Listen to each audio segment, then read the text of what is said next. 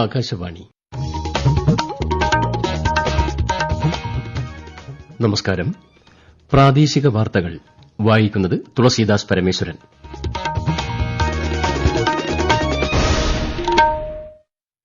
പ്രധാന വാർത്തകൾ.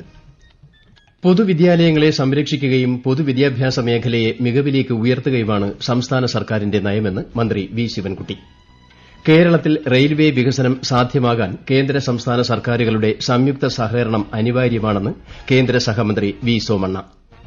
തൊഴിലിടങ്ങളിൽ സ്ത്രീകൾക്ക് നേരെയുള്ള ലൈംഗിക അതിക്രമങ്ങൾ തടയുന്നതിനുള്ള പോഷ് ആക്ട് മാധ്യമ സ്ഥാപനങ്ങളിൽ കർശനമായും നടപ്പാക്കണമെന്ന് മന്ത്രി വീണ ജോർജ്.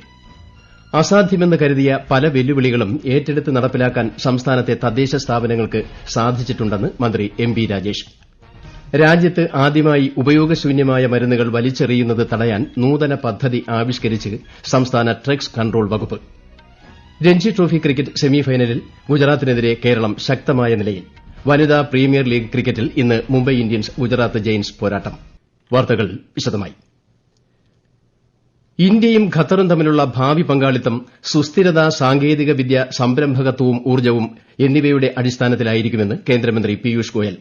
ന്യൂഡൽഹിയിൽ നടന്ന ഇന്ത്യ ഖത്തർ ബിസിനസ് ഫോറത്തിന്റെ ഉദ്ഘാടന സമ്മേളനത്തിൽ സംസാരിക്കുകയായിരുന്നു അദ്ദേഹം.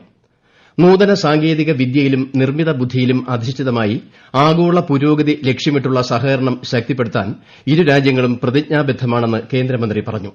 ഖത്തർ വാണിജ്യ വ്യവസായ മന്ത്രിയും പരിപാടിയിൽ പങ്കെടുത്തു. ചടങ്ങിൽ ഇന്ത്യയും ഖത്തറും തമ്മിൽ 2 ധാരണാപത്രങ്ങൾ ഒപ്പുവച്ചു. പൊതുവിദ്യാഭ്യാസ മേഖലയെ മികവിലേക്ക് ഉയർത്തുന്നതിനായി സർക്കാർ നിരവധി ജനകീയ പദ്ധതി ആവിഷ്കരിച്ചിട്ടുണ്ടെന്ന് വിദ്യാഭ്യാസ മന്ത്രി വി ശിവൻകുട്ടി. പൊതുവിദ്യാഭ്യാസ വകുപ്പിന്റെ സമഗ്ര ഗുണമേന്മ വിദ്യാഭ്യാസ പദ്ധതിക്ക് ആധ്യക്ഷം വഹിക്കുകയായിരുന്നു അദ്ദേഹം. പൊതുവിദ്യാലയങ്ങളെ സംരക്ഷിക്കുക എന്നതാണ് സർക്കാരിന്റെ നയം.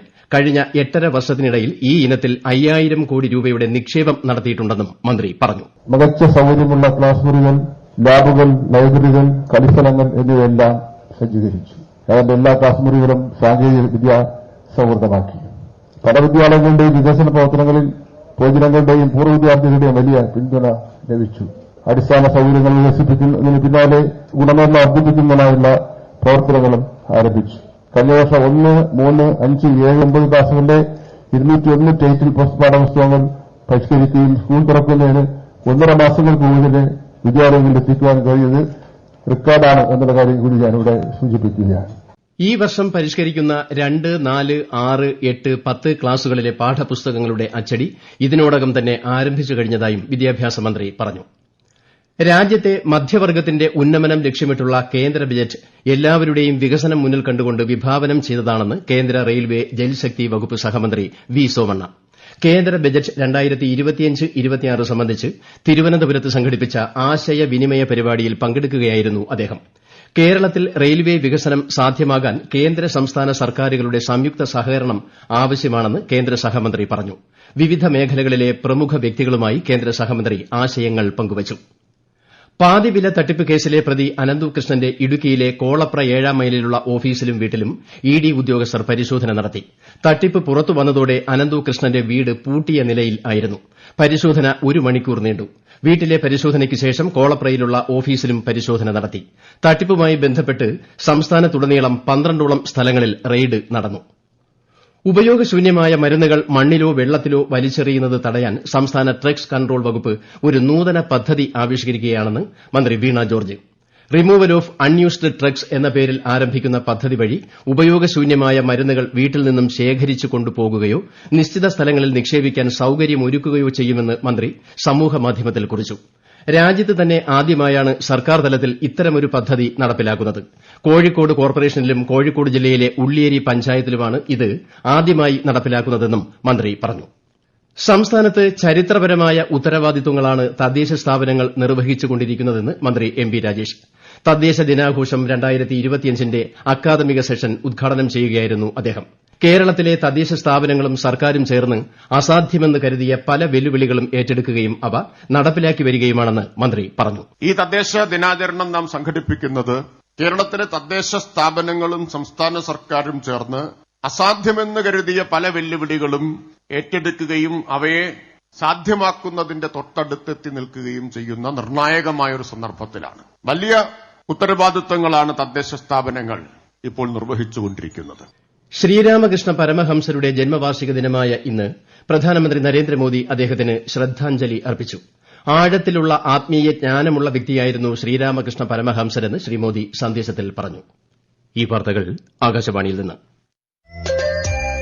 ആകാശവാണി വാർത്തകളും വാർത്താ അധിഷ്ഠിത പരിപാടികളും All India Radio news Thiruvananthapuram YouTube ചാനലിലും at All India Radio news Thiruvananthapuram Facebook പേജിലും AIR ന്യൂസ് _ തിരുവനന്തപുരം ഇൻസ്റ്റഗ്രാം അക്കൌണ്ടിലും at AIR news _ TVM X ഹാൻഡിലും ലഭ്യമാണ്.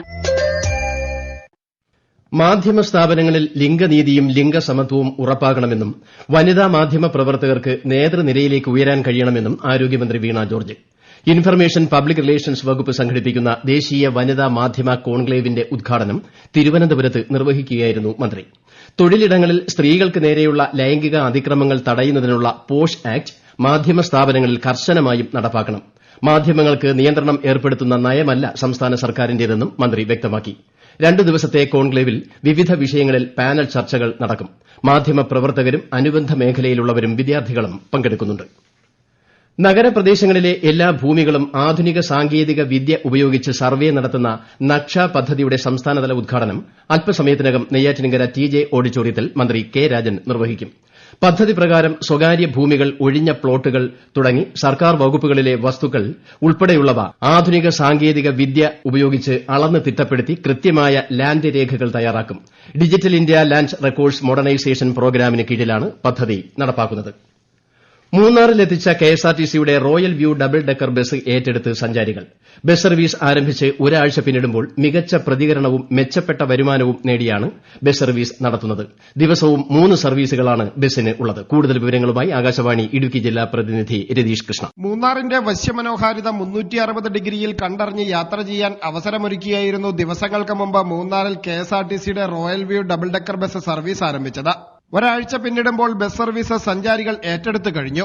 ദിവസവും മൂന്നാറിൽ നിന്ന് ആരംഭിച്ച് ആനയിറങ്കൽ ജലാശയം വരെ നീളുന്ന 3 സർവീസുകളാണ് ബസിനുള്ളത്. ബസിന്റെ താഴത്തെ നിലയിൽ 200 രൂപയും മുകളിൽ 400 രൂപയുമാണ് ടിക്കറ്റ് നിരക്ക്. ഓൺലൈനായും നേരിട്ടും ടിക്കറ്റ് ബുക്ക് ചെയ്ത് യാത്ര ചെയ്യാൻ സൌകര്യമുണ്ട്. സഞ്ചാരികൾക്ക് പുറമെ തദ്ദേശീയരായ ആളുകളും ഡബിൾ ഡെക്കർ ബസിൽ കയറി യാത്ര ചെയ്യാനെത്തുന്നുണ്ട്. നവമാധ്യമങ്ങളിലും ഡബിൾ ഡെക്കർ ബസിന്റെ ദൃശ്യങ്ങൾ തരംഗമായി കഴിഞ്ഞു. ആന എഴുന്നള്ളിപ്പ് സുഗമമാക്കുന്നതിനും ആന ഇടഞ്ഞും മറ്റുമുള്ള അപകടങ്ങൾ ഒഴിവാക്കുന്നതിനുമായി നാട്ടാന പരിപാലന ചട്ടവുമായി ബന്ധപ്പെട്ട വിഷയത്തിൽ നാളെ ബോധവൽക്കരണ ക്ലാസ് നടത്തും. മലപ്പുറം ആസൂത്രണ സമിതി സെക്രട്ടേറിയറ്റ് കോൺഫറൻസ് ഹാളിൽ നടക്കുന്ന ക്ലാസിൽ കേരള നാട്ടാന പരിപാലന ചട്ടം 2012 പ്രകാരമുള്ള ജില്ലാതല കമ്മിറ്റിയിൽ രജിസ്ട്രേഷനുള്ള ആരാധനാലയങ്ങളിലെയും ആഘോഷ കമ്മിറ്റികളിലെയും ഭാരവാഹികൾക്ക് പങ്കെടുക്കാം. അഹമ്മദാബാദിലെ നരേന്ദ്രമോദി സ്റ്റേഡിയത്തിൽ നടക്കുന്ന Ranji trophy cricket semi final മത്സരത്തിൽ കേരളം ഗുജറാത്തിനെതിരെ ശക്തമായ നിലയിൽ. ടോസ് നേടി ബാറ്റിംഗ് തെരഞ്ഞെടുത്ത കേരളം ഒന്നാം ദിവസമായ ഇന്നലെ കളി നിർത്തുമ്പോൾ 4 വിക്കറ്റ് നഷ്ടത്തിൽ 206 റൺസ് നേടിയിരുന്നു. രണ്ടാം ദിനമായ ഇന്ന് കളി പുനരാരംഭിച്ച കേരളം ഉച്ചഭക്ഷണത്തിന് പിരിയുമ്പോൾ 5 വിക്കറ്റ് നഷ്ടത്തിൽ 293 റൺസ് എടുത്തിട്ടുണ്ട്. വനിതാ പ്രീമിയർ ലീഗ് ക്രിക്കറ്റിൽ ഇന്ന് മുംബൈ ഇന്ത്യൻസ് ഗുജറാത്ത് ജയന്റ്സിനെ നേരിടും. രാത്രി 7:30 വഡോദരയിലാണ് മത്സരം. കോട്ടയം ഗവൺമെന്റ് കോളേജിൽ വിദ്യാർത്ഥികൾ ക്രൂരമായി റാഗ് ചെയ്യപ്പെട്ടതിൽ പ്രതിഷേധിച്ച് ചാണ്ടി ഉമ്മൻ MLA കോട്ടയത്ത് നിരാഹാര സമരം നടത്തുന്നു. ഗാന്ധി സ്ക്വയറിൽ നടക്കുന്ന സമരം തിരുവഞ്ചൂർ രാധാകൃഷ്ണൻ MLA ഉദ്ഘാടനം ചെയ്തു. റാഗിംഗ് കേസിലെ മുഴുവൻ പ്രതികളെയും തുടർ പഠനത്തിൽ നിന്ന് വിലക്കുക, റാഗിംഗിൽ പ്രതിഷേധിച്ച KSU യൂത്ത് കോൺഗ്രസ് പ്രവർത്തകരെ മർദ്ദിച്ച പോലീസുകാർക്കെതിരെ നടപടി സ്വീകരിക്കുക തുടങ്ങിയ ആവശ്യങ്ങൾ ഉന്നയിച്ചാണ് നിരാഹാര സമരം.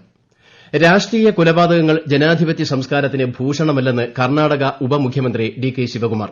കാസർഗോഡ് ജില്ലാ കോൺഗ്രസ് കമ്മിറ്റിയുടെ നേതൃത്വത്തിൽ കല്യൂട്ട് ശരത് ലാൽ കൃപേഷ് 6ാം രക്തസാക്ഷിത്വ വാർഷിക ദിനത്തോടനുബന്ധിച്ച് നടന്ന അനുസ്മരണ സമ്മേളനം ഉദ്ഘാടനം ചെയ്യുകയായിരുന്നു അദ്ദേഹം. പ്രധാന വാർത്തകൾ വീണ്ടും. പൊതുവിദ്യാലയങ്ങളെ സംരക്ഷിക്കുകയും പൊതുവിദ്യാഭ്യാസ മേഖലയെ മികവിലേക്ക് ഉയർത്തുകയുമാണ് സംസ്ഥാന സർക്കാരിന്റെ നയമെന്ന് മന്ത്രി വി ശിവൻകുട്ടി. കേരളത്തിൽ റെയിൽവേ വികസനം സാധ്യമാകാൻ കേന്ദ്ര സംസ്ഥാന സർക്കാരുകളുടെ സംയുക്ത സഹകരണം അനിവാര്യമാണെന്ന് കേന്ദ്ര സഹമന്ത്രി വി സോമണ്ണ. തൊഴിലിടങ്ങളിൽ സ്ത്രീകൾക്ക് നേരെയുള്ള ലൈംഗിക അതിക്രമങ്ങൾ തടയുന്നതിനുള്ള പോഷ് ആക്ട് മാധ്യമ സ്ഥാപനങ്ങളിൽ കർശനമായും നടപ്പാക്കണമെന്ന് മന്ത്രി വീണ ജോർജ്. അസാധ്യമെന്ന് കരുതിയ പല വെല്ലുവിളികളും ഏറ്റെടുത്ത് നടപ്പിലാക്കാൻ സംസ്ഥാനത്തെ തദ്ദേശ സ്ഥാപനങ്ങൾക്ക് സാധിച്ചിട്ടുണ്ടെന്ന് മന്ത്രി MP രാജേഷ്. രാജ്യത്ത് ആദ്യമായി ഉപയോഗശൂന്യമായ മരുന്നുകൾ വലിച്ചെറിയുന്നത് തടയാൻ നൂതന പദ്ധതി ആവിഷ്കരിച്ച് സംസ്ഥാന ഡ്രഗ്സ് കൺട്രോൾ വകുപ്പ്. രഞ്ജി ട്രോഫി ക്രിക്കറ്റ് സെമിഫൈനലിൽ ഗുജറാത്തിനെതിരെ കേരളം ശക്തമായ നിലയിൽ. വനിതാ പ്രീമിയർ ലീഗ് ക്രിക്കറ്റിൽ ഇന്ന് മുംബൈ ഇന്ത്യൻസ് ഗുജറാത്ത് ജയന്റ്സ് പോരാട്ടം. പ്രാദേശിക വാർത്തകൾ കഴിഞ്ഞു. അടുത്ത വാർത്താ പ്രക്ഷേപണം 12:50.